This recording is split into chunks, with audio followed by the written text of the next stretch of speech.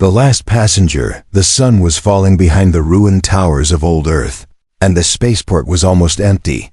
Ash drifted through the air like snow, but no one cared anymore. People were tired, hungry, and desperate.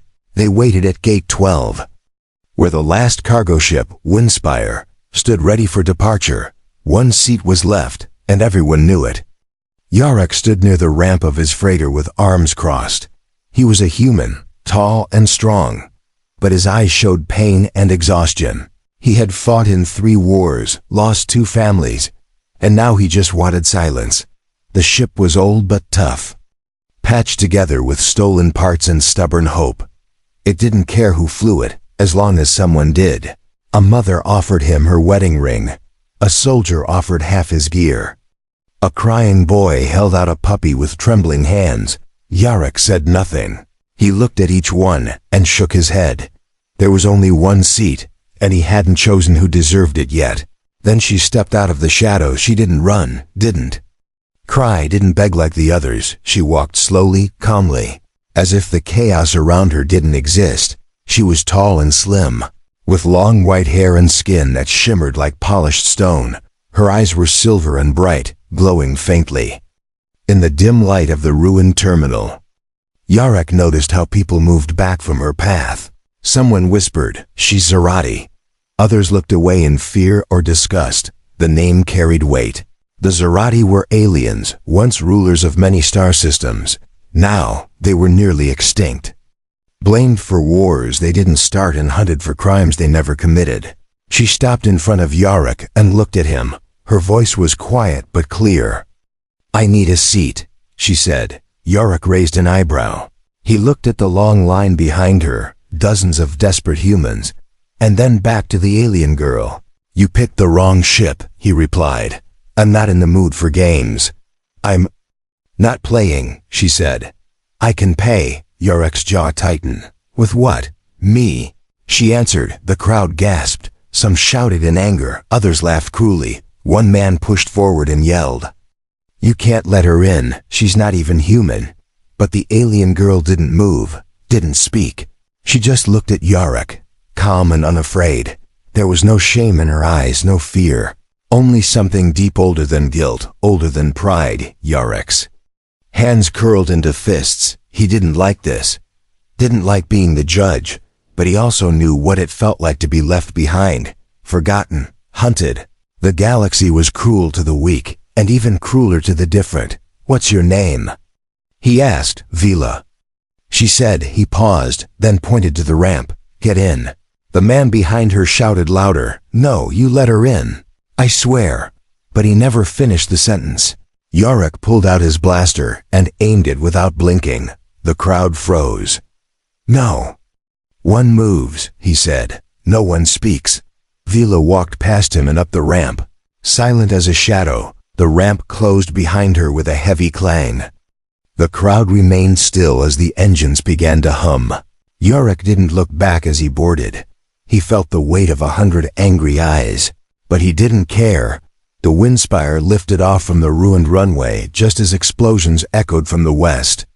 Fire lit the sky like a dying sun. Another city was falling. But Yarek and Vila were already above it, already leaving Earth behind inside the cockpit. Yarek sat down and glanced at Vila. She stood by the wall, not speaking, not moving. Her silver eyes watched the stars without blinking. "You sure you know what you're doing?" he asked. "No," she replied. He gave a short laugh and turned back to the controls. The stars stretched into long lines as the ship jumped into hyperspace. Earth faded behind them, broken and burning. And a new journey had begun. Asterisk secrets in the dark Vila didn't speak for the first 4 jumps. She sat quietly in the dim corridor outside the cockpit, knees tucked under her and eyes closed.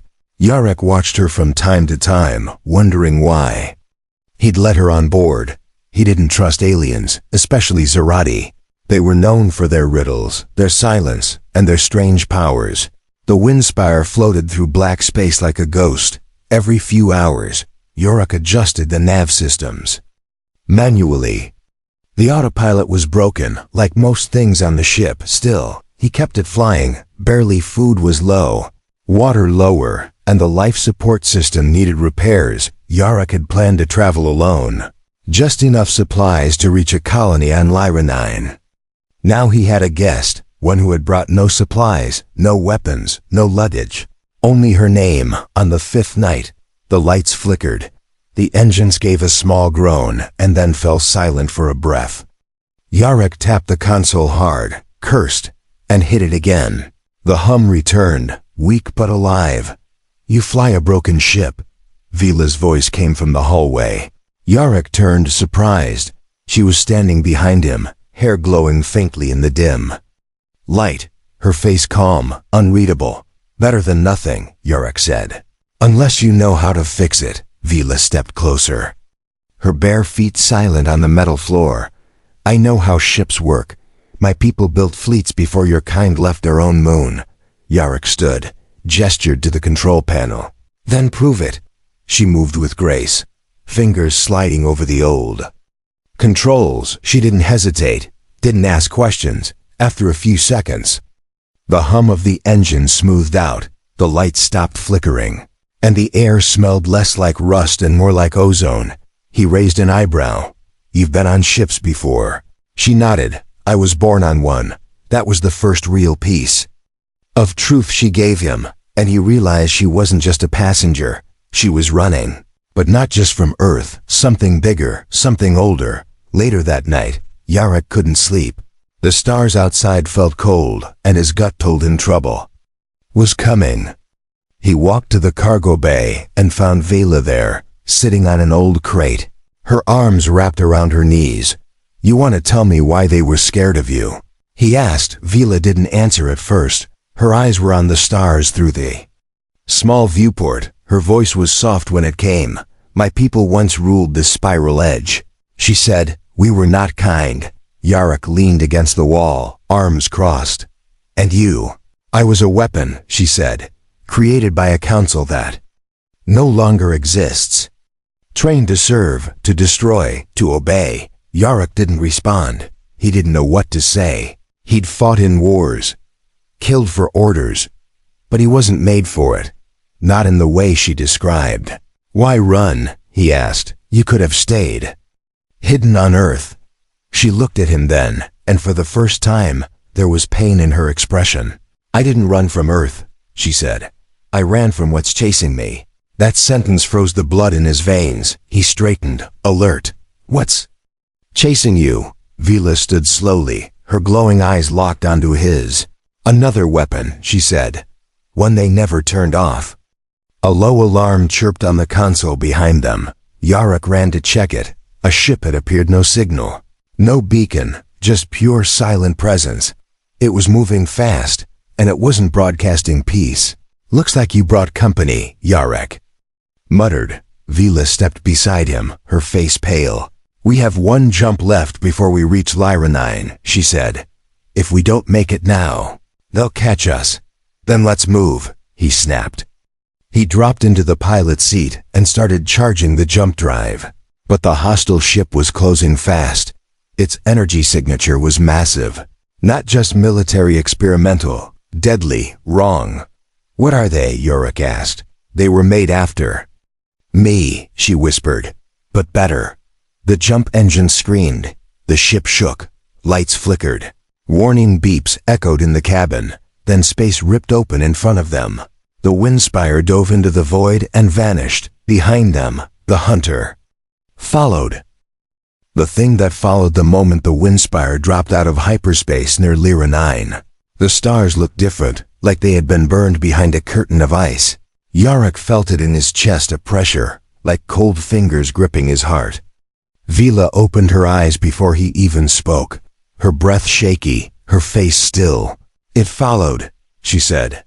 Outside the viewport, the stars twisted again, and a second tear opened in the void. But this one wasn't clean like a jump. It was jagged, unstable, wrong. A ship emerged slowly, not flying but crawling, like it was dragging itself through the fabric of space. It had no lights, no markings. Its body pulsed like a living thing. Metal that breathed. Yarok had seen ships of war, alien destroyers, pirate vessels, even cursed relics from the border worlds, but nothing like this. His hands trembled slightly on the controls. "You said it was a weapon," he muttered. "You didn't say it was alive." Vila stepped beside him, her glow dimmer than before. "It's not alive in the way you think," she said. "It's bound to me. It hunts by memory, by blood." "So it's yours?" he asked. "It was," she said. "Now it belongs to nothing." The windspire shook as a strange signal hit the hull, not a message, more like a scream. Metal groaned, the ship's walls humming with invisible pressure. Yarick reached for the manual override. "We can't outrun it again," he said. "The jump core needs 6 hours to cool." Vela didn't answer. She was staring at the ship. Her hands clenched, her breath slow, and even Yara could see it. She wasn't afraid. Not like before. She was remembering something, maybe the last time she saw it. "What does it want?" he asked. "To finish what it was made for," she said. "To erase the mistake I became." Yarick stood, grabbed his rifle from the locker, and tossed her a sidearm. She caught it, but didn't look at it. "I don't think bullets will work on that," she said. "I feel better holding it," Yarick replied. The enemy ship didn't send any drones or weapons. It just hovered there, pulsing slowly, like it was listening to something. Then the lights on the windspire dimmed again, not from damage but submission. The systems obeyed the presence outside, wires twitching, circuits humming like nerves. "It's hacking us," Yarick growled. "How do I stop it?" "You don't," Vila whispered. "You let me go." He turned sharply. "What?" "It wants me." "Not you," she said. "If I leave the ship, it'll follow. You can escape. I'll make sure it does not return." "That wasn't our deal," he snapped. "You paid for a seat, not a death sentence." Her eyes softened. "I paid to live one more day," she said. "You gave me that. Now I return it." She moved toward the airlock, but Yarick blocked her path. For a long moment, they stared at each other, the hum of the alien ship growing louder like thunder beneath their feet. "You jump, I jump," he said. "That's how it is now." A strange look passed across her face, a mixture of surprise and sadness. "You humans," she said quietly. "You're so good at dying together." Suddenly, the cargo bay lights flickered red. The ship was boarding itself. No breach alarms, no airlock warnings, just pressure unnatural and absolute. From the darkness near the loading door, something stepped in. It wasn't a soldier. It wasn't a drone. It had no face, no limbs, no voice. Just shape smoke wrapped in armor that moved like water and shadow. Its presence crushed the air, made the metal sweat. Yarick raised his rifle and fired. But the bullets vanished into it like sparks into fog. The creature didn't attack. It only stared at Vela, and Yarick suddenly understood. It didn't want to kill her. It wanted her to return, to stop being who she had become, to surrender her will. "Tell me what to do," he said, his voice tight. "Don't speak," she said softly. Vila stepped forward, and for the first time, her body changed. Light pulsed from under her skin. Markings along her arms burned white. Her feet lifted slightly from the floor, and her voice rang with something more than sound, more than language. She spoke the words of her kind. Ancient and sharp, the creature hissed, its shape distorting. Vila raised both hands and sent a wave of force through the bay, cracking the walls and throwing the shadow thing backward like a broken thought. The lights returned, and the ship trembled one last time before falling still. Yarick reached her just as she collapsed, her body limp, her breath shallow. Her glow faded into silence. What woke inside her. Jarek had seen dying soldiers before, but nothing like this. Vila's body glowed and flickered, as if a fire beneath her skin was fighting to escape. Her breath came in short gasps, her fingers twitching like wires touched to power.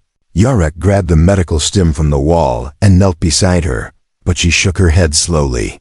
"No injections," she whispered. "It's not pain, it's change." Yarick hesitated, unsure if he should be more afraid of her or for her.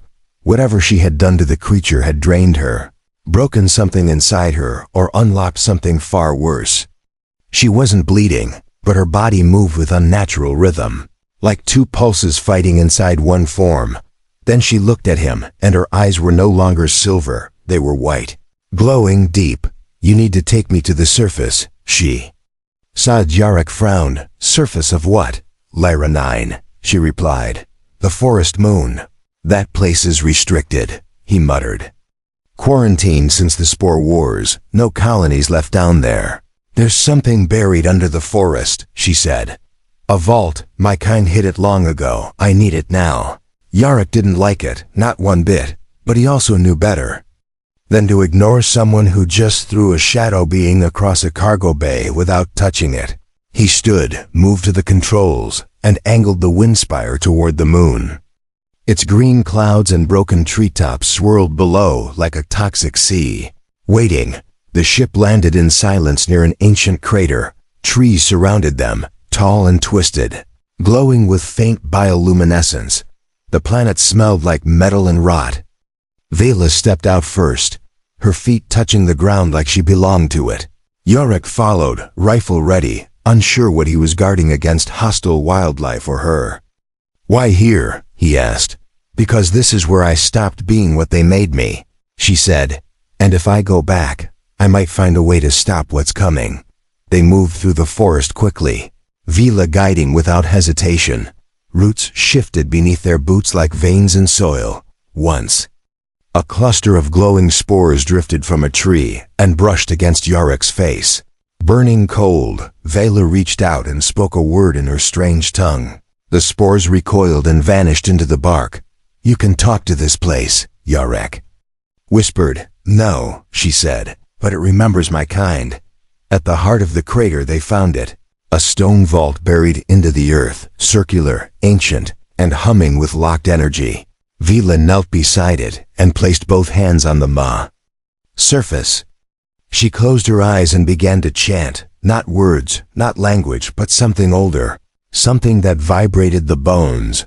The vault responded, lines of glowing symbols spreading out like cracks in ice.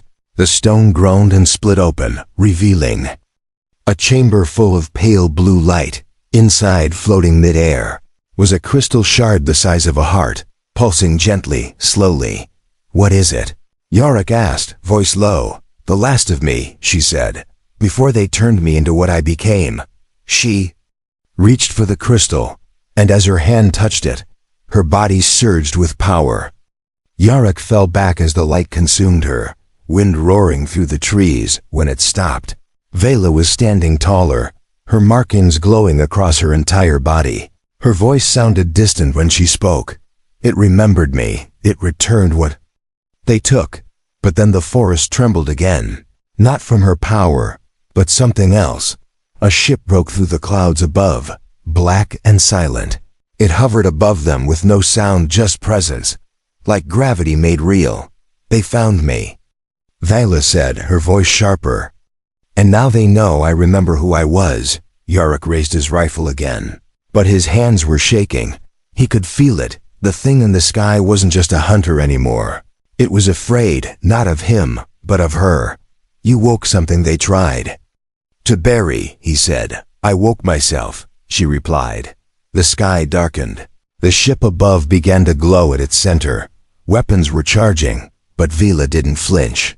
She stepped forward, crystal still pulsing in her hand, eyes burning white. For the first time, Yarok believed she might be more than a survivor.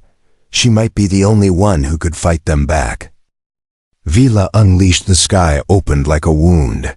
The black ship above Lyra 9 cracked the clouds as it began to descend, not in peace, not in silence.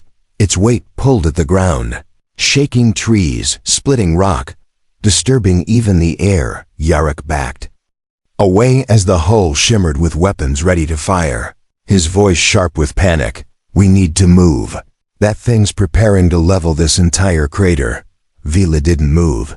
She stood barefoot on the soil, arms to her sides, the crystal shard floating above her palm. The glow of her body grew brighter, and the wind responded, swirling around her like it knew her name. Her silver-white hair rose with the current, and her eyes, those strange ancient eyes, were pure white now, no longer bound to fear. "It doesn't want to destroy me," she said. "It wants to erase everything I became." Yarek pointed his rifle up, knowing it was useless. But soldiers act even when they know death is coming.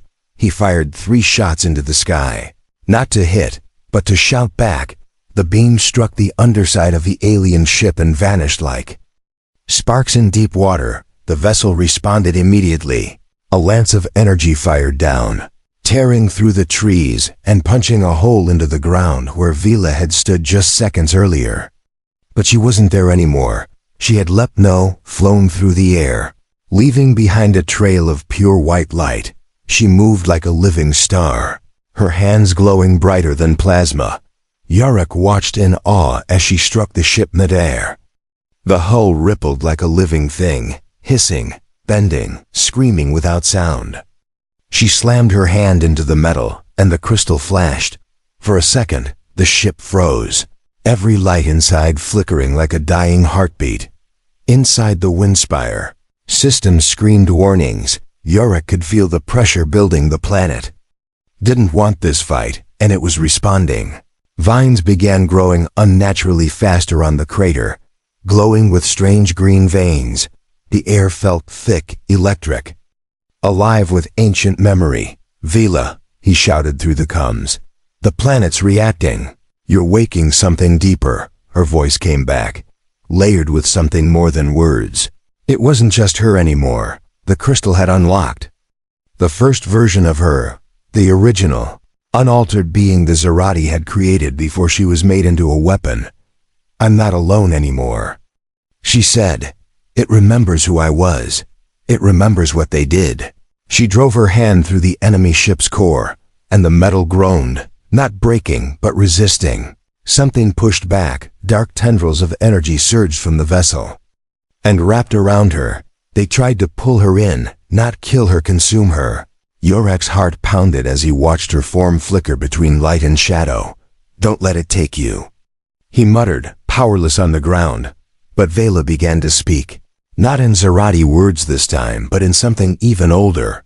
The trees stopped shaking, the wind slowed, and the vines coiled back into the earth, listening, whatever she was saying. It wasn't a weapon, it was memory.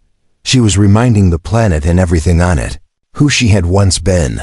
A guardian, not a killer. The enemy ship screamed again, its form warping, shrinking, retreating into itself like a cornered animal. Vila pulled free from its tendrils and landed on the ground with a force that cracked the stone beneath her. The ship faltered, floated backwards, and blinked once, then vanished into a hole it tore open in space. The sky returned to silence, the trees still, the world breathing again. Yarek ran to her side. She was kneeling, hair falling around her face, the crystal now dull and floating beside her shoulder. He placed a hand on her back, gentle but firm. "You brought it down," he said. "You sent it running." Vila looked up, exhausted but alive. "Only for now," she said. "It will return with others, stronger, colder. But now I know what I am." "And what's that?" he asked. She stood slowly but tall. "I was made to serve destruction," she said. "But I choose to protect life." Yarek nodded. "Then you're not just a passenger anymore," she smiled softly. A tired but real expression. "Then let's stop running," she said, "and start preparing." The crater behind them began to heal, the earth drawing itself shut around the ancient vault. Vila had changed, but so had the world around her. Asterisk, her seat was never free. The stars above Lyra 9 no longer looked peaceful. They flickered with unnatural rhythm, each light distorted by something moving behind them. Yarek stood at the edge of the crater, hands on his hips, staring at the sky as the sensors screamed warnings. There were 6 ships incoming, each larger than the one before, each without a name, each hunting her. Vila stood beside him in silence. She no longer glowed brightly, but she no longer needed to. The forest knew her now, accepted her. Even the wind moved differently around her. She had become part of something older than war, older than pain. They're bringing their full fleet, Yarok muttered. Looks like you woke the whole nest. Vila didn't flinch. They think they can silence me again, she said. They still believe I'm theirs. Yarok turned to her, his voice low but urgent. We can't fight that many, not alone. Not with one ship and a dead planet. She looked at him, and her eyes were calm. Then we don't fight alone. She stepped forward and knelt, placing her hand against the earth. The ground pulsed in response. Glowing veins of blue light snaking outward through the trees.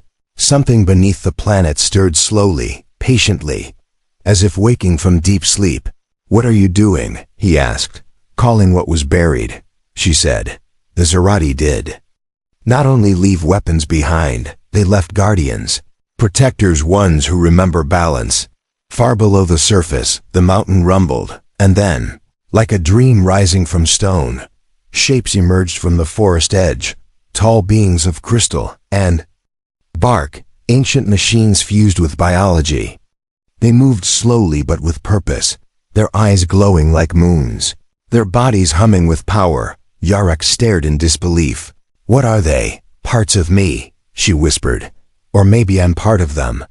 The ships above began to descend, their energy signatures sharper. One of them fired a warning blast that struck the far cliffs, reducing rock to molten dust. But the forest guardians did not retreat. They stood between Vela and the sky, silent and still. Yarok looked at his ship, the Windspire, its hull dented, its systems weak. It wouldn't survive another battle, not against this. But then he understood. He didn't bring her to escape. He brought her here to awaken what Earth had lost long ago. Hope. Tell me what to do, he said. She turned to him. Face serious. Fly. Get off world. Tell others what you saw. Show them Earth is not forgotten, that Lyranine still breathes. He shook his head. Not without you. She placed her hand gently on his chest, her voice softer than before. You gave me a seat when no one else would. But it was never meant for me to ride. It was meant to get me here. He wanted to argue, but he saw it in her eyes. The choice had already been made. Not in this moment, but back when she first stepped out of the crowd, silent, calm, desperate. Yet composed, she never wanted to escape. She wanted to return. The sky cracked open as the enemy ships unleashed their first coordinated strike. The forest guardians raised their arms, forming a shield of living light above the crater. The blast struck, but did not break through. They had come to destroy a ghost, but instead found something reborn. Yarok climbed the ramp of the Windspire, the engines whining to life. He looked back one last time and saw her standing beneath a wall of light, arms raised, face glowing not with power but with peace. She was no longer running, no longer hiding. She had become exactly what they feared most, free.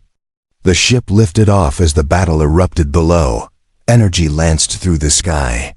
Ships screamed in retreat. But Vila did not fall. The last thing Yarok saw through the viewport was her silhouette standing tall against the firelight. He flew across the stars, carrying a story no one would believe but everyone needed.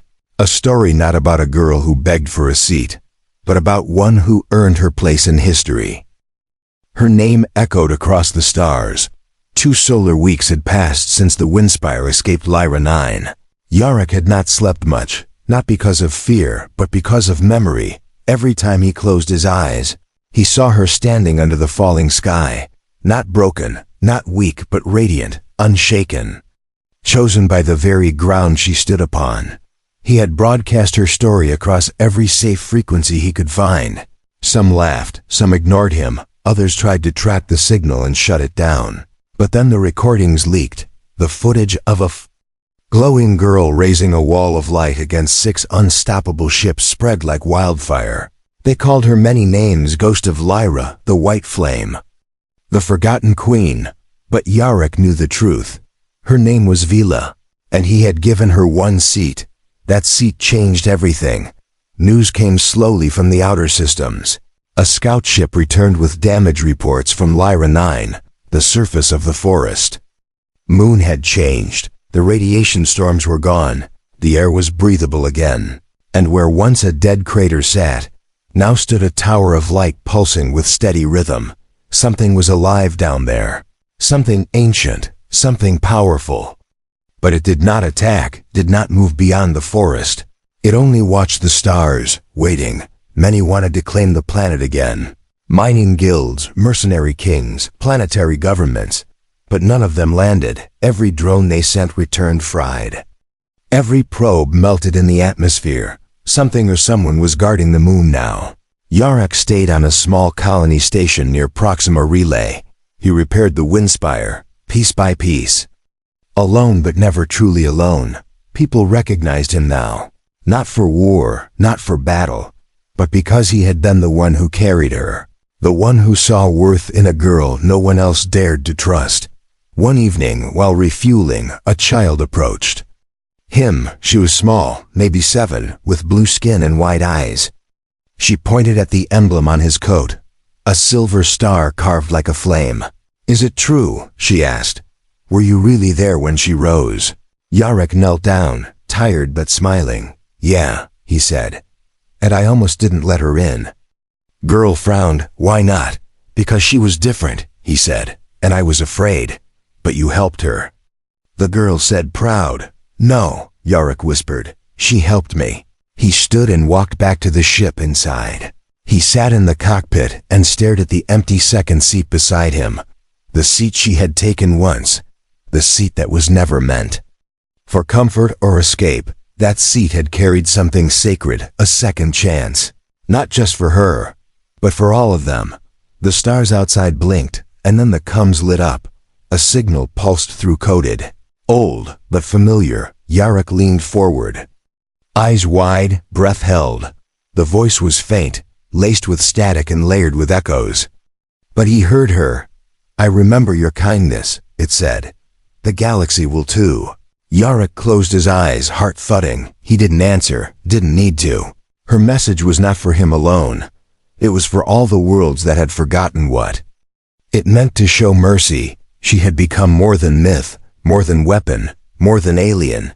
She had become a reason to believe again. A single seat. A dying moon, a forgotten girl, and now a living legend. Asterisk.